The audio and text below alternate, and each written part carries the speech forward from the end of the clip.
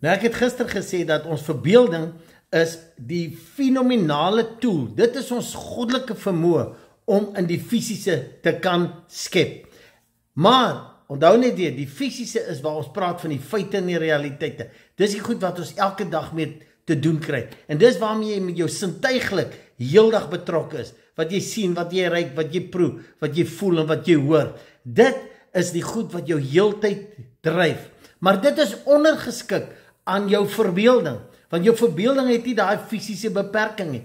En jou verbeelding, as dit met emosie, met gevoel gedryf word en heeltyd op gefokus word, is dit gekoppel aan die energiewêreld wat die onbeperkte potensiale waaruit hierdie fisiese, die feite en die realiteite begin manifesteer op amazing maniere. So weer eens, ek en jy het hierdie goddelike vermoë wat bo feite en realiteite staan wat ons moet aktiveer.